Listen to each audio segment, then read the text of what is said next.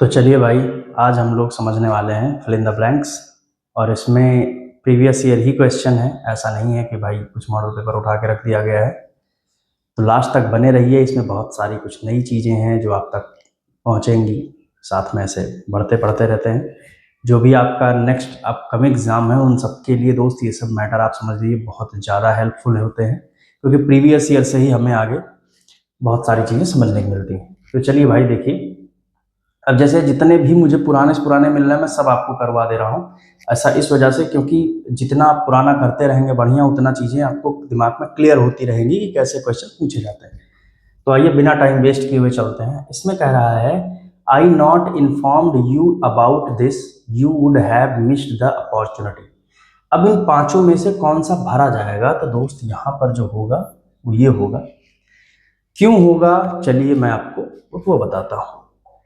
Tense में हम लोग ये पढ़ेंगे कंडीशनल क्लॉज, जहां से क्वेश्चन ये बना हुआ है। देखो दोस्त, कंडीशनल क्लॉज में दो होता है। एक होता है जब सेंटेंस में if plus subject plus had plus verb की थर्ड फॉर्म आती है, फिर अगर आगे कुछ है तो फिर सब्जेक्ट, फिर वुड हैव, फिर वर्ब की थर्ड फॉर्म और आगे अगर कुछ है तो वो आएगा। तो आप इसको ऐसे समझो, ये वो वाला हिस्सा है जहां पर पास्ट में कोई कंडीशन रखी जाती है और अगर वो कंडीशन पूरी होती, समझो आप, अगर वो कंडीशन पूरी होती तो उसका रिजल्ट क्या निकलता ये बताता है। ठीक है भाई, तो आप समझिए, इफ जैसे कहा जाए कि अगर तुम लखनऊ जाते तो तुम मुख्यमंत्री से मिलते, तो यहां पर पास्ट की एक शर्त है कि अगर तुम लखनऊ जाते, if you had gone to Lucknow, अगर तुम लखनऊ जाते, you would have met the CM, तो तुम मुख्यमंत्री से मिलते। तो दोस्त कहीं भी, जैसे अगर वो मेरे पास आता तो मैं उसे पैसे देता, कंडीशन ये है कि वो मेरे पास आता तो उसका रिजल्ट ये निकलता कि मैं उसे पैसे देता। If he had come to me, अगर वो मेरे पास आता तो मैं उसे पैसे देता। जैसे कहा जाए, if he had come to me I would have given money to him, तो मैं उसे पैसे देता। ये हो गया। अब इसी में एक सेकंड वाला फेज दोस्त ये होता है कि अगर इफ का यूज ना किया जाए या इफ का यूज ना करना हो तो वहां पर जो नया स्ट्रक्चर बनता है भाई, इफ जैसे ही हटेगा तुरंत यहाँ एक खाली जगह बच जाएगी और जैसे ही खाली जगह बचेगी तुरंत भरने के लिए लोग दौड़ेंगे।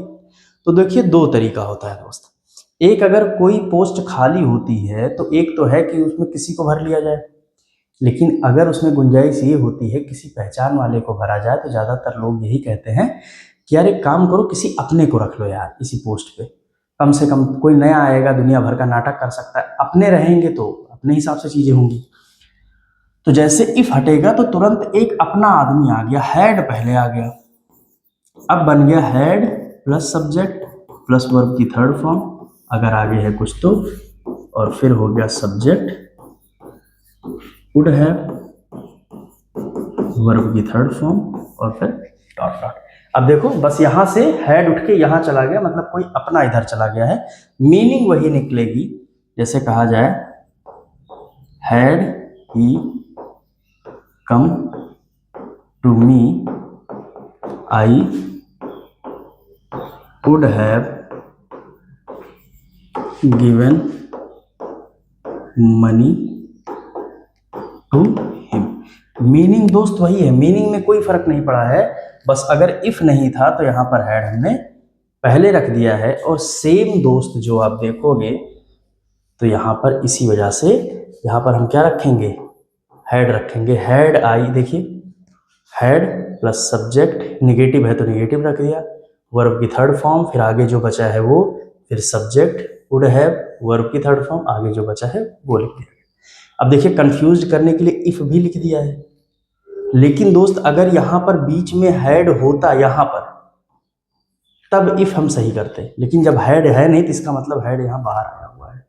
अभी समझ गया आप ना, तो यहाँ पर हैड हो जाएगा। अगला देखिए, many with I shared my thoughts have shown initial surprise. देखिए जब आप किसी ऑब्जेक्ट को टारगेट करते हैं, देखो दोस्त, हु, हुम और हुज, इसमें होता यह है कि हु सब्जेक्ट है, हुम ऑब्जेक्ट है और हुज पोजीशन है। जैसे जो, जिसने, जिसे, सब्जेक्ट की बात करेगा, जो काम करते हैं, जिनको, जिन्हें, जिन्होंने, ऑब्जेक्ट की, जिन पर काम का असर होगा, और जिसका, जिसकी, जिसके। अभी आप समझ गए ना, जैसे बहुत ज़्यादा जो सुनाई दिया गया होगा, लेकिन जबकि यही है दोस्त। तो यहाँ पर कह रहा है मेनी विद हु नहीं होगा, मैंने जिससे अपनी बात बताई। देखो बात मैं बता रहा था, इस वजह से मैं सब्जेक्ट हुआ, लेकिन बात मैं किसी और को दोस्त बता रहा था, इस वजह से वो ऑब्जेक्ट हुई। और ऑब्जेक्ट के लिए यहाँ पर हम क्या भरेंगे, हुम का यूज करेंगे, सिंपल इज दैट। चलिए भाई आगे आते हैं। अगला है, our present towards the environment contrast quite sharply with our historical reverence for nature. देखिए अपैथी होगा यहाँ पर, ठीक, आप समझो। आप अपैथी एक रूट वर्ड है, साथ में मैं आपको बताते हुए चल रहा हूँ। ये जो अपैथी है दोस्त ना, ये दो शब्दों से मिलके बना हुआ है। कौन सा? एक है ए, जिसका मतलब होता है नो या फिर विदाउट, और दूसरा है पैथ। पैथी पैथ से बना हुआ है, जिसका मतलब होता है फीलिंग, ठीक। इसी से बना है सिंपैथी, इम्पैथी, समझ रहे हो। तो ए का मतलब नो या विदाउट, पैथ का मतलब फीलिंग, ऐसा कोई जिसके अंदर कोई फीलिंग ना हो, या जो कोई फीलिंग से काम ना करता हो, जिसको हम बोलते हैं उदासीनता, अपैथी। अपैथी तो कह रहा है कि हमारी जो वर्तमान उदासीनता है एनवायरनमेंट के लिए, वो दिक्कत वाली है, आप ऐसे समझो। तो अपैथी का मतलब क्या हो जाएगा, उदासीनता, और यहाँ ये सही होगा। तो मतलब सेकेंड पार्ट सही है। अगला देखिए, नेक्स्ट कह रहा है, changing lifestyles in India are causing many frustrations. ये जो बदलते हुए लाइफ स्टाइल्स हैं इंडिया में, वो फ्रस्ट्रेशन कॉज कर रहे हैं people to lash out the weakest. अब आप इसमें कौन सा लगाएंगे, तो लीडिंग होगा। लीड का मतलब होता है बढ़त करना, और लीडिंग का मतलब की तरफ, ठीक है। तो यहां पर हम क्या यूज करेंगे, लीडिंग। कि जो चेंजिंग लाइफ स्टाइल है इंडिया में, वो फ्रस्ट्रेशन कॉज कर रहा है, बहुत सारे लोगों को ले जा रहा है to lash out at the weakest, मतलब उन्हें हद से ज्यादा कमजोरी की तरफ, हद से ज्यादा मतलब अब वीकनेस की तरफ लेके चला जा रहा है। ठीक है दोस्त, ये हो गया लीडिंग। अब आइए अगला देखते हैं भाई। हाँ ठीक है, चलो इनको पहले मिटा दिया जाए, नहीं तो इसे छपे रहेंगे। ठीक है, चलिए भाई 15 नंबर देखिए। इसमें कह रहा है, there was the new belief among people that they could be successful and that there were opportunities here for granted। ठीक, फॉर ग्रांटेड का मतलब होता है कि अपने आप मान लेना। जैसे अगर किसी ने कहा कि यार वो मुझे फॉर ग्रांटेड लेने लगा है, तो इसका मतलब ये है कि वो ऑटोमेटिक ये चीज मान चुका है, ऐसे आप समझो। तो कह रहा है, there was new belief among people, लोगों के बीच में एक नई धारणा थी, that they could be successful, कि वो सफल हो सकते थे, and that were opportunities here for the granted, यहाँ पर अपॉर्चुनिटीज थी फॉर ग्रांटेड, जो कि मतलब मान ली गई थी कि हाँ ठीक है, सब सारा कुछ सेट है। तो यहाँ पर हम किसका यूज करेंगे, ग्रांटेड। ठीक, फोर्थ ऑप्शन। अगला दोस्त देखो, नेक्स्ट है, देखिए,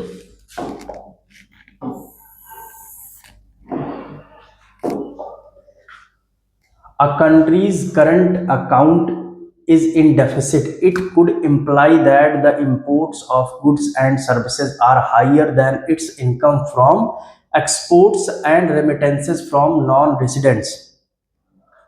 तो दोस्त यहां पर आप किसका यूज करेंगे? As a country's current account is in deficit, मतलब जैसे कि किसी का करंट अकाउंट अगर डेफिसिट में है उसके लिए हम लगाएंगे। ठीक है दोस्त, चलिए आगे बढ़ते हैं। 17 number,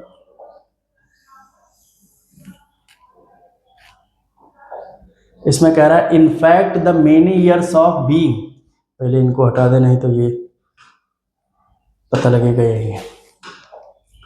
in fact the many years of being a close high tariff economy we have always been more open minded than the economic models we have lived under. दोस्त यहां पर जो सही होगा वो होगा डिस्पाइट। इनफैक्ट डिस्पाइट, डिस्पाइट का मतलब होता है के बावजूद। दो चीजों का मतलब दोस्त होता है, समझो आप। एक होता है, मैं आपको रूल बता दूं थोड़ा सा समझो, दो चीजें होती हैं। एक तो होता है इन स्पाइट ऑफ और एक होता है डिस्पाइट। मीनिंग दोनों की सेम होती है के बावजूद, लेकिन इंस्पाइट के साथ हमेशा ऑफ आता है और डिस्पाइट के साथ कभी भी ऑफ नहीं आता है।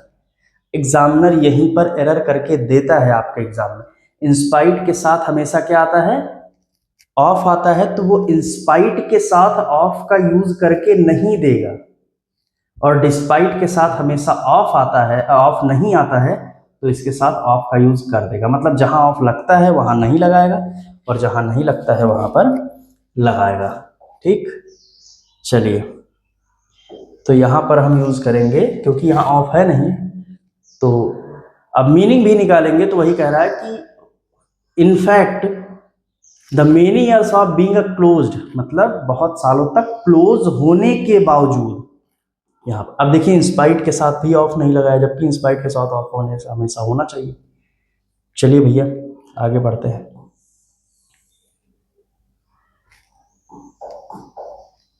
इनको मिटा दिया जाए। देखो भाई प्रीवियस ईयर, आप यकीन मान लो प्रीवियस ईयर क्वेश्चंस ऐसे हैं जहां पर आप शायद नहीं करना चाहते। उसका कारण ये है, स्टार्टिंग में तो नहीं करना चाहते क्योंकि प्रीवियस ईयर मेहनत मांगते हैं। प्रीवियस ईयर मतलब है पूरे सिलेबस में से कहीं से भी पूछा गया क्वेश्चन, यही है प्रीवियस ईयर। इसमें मेहनत लगती है, दिमाग लगता है और यही उबाऊ लगता है।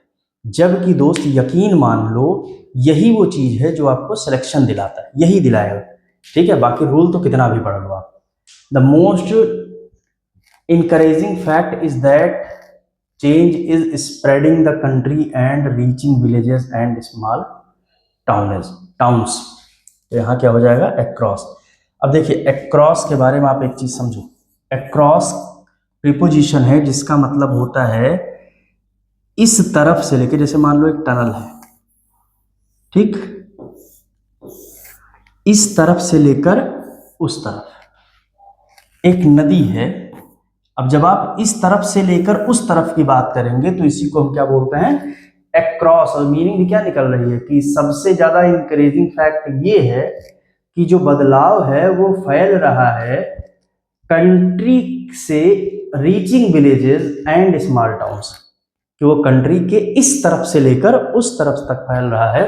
तो यहीं पर भरा जाएगा अक्रॉस प्रीपोजिशन।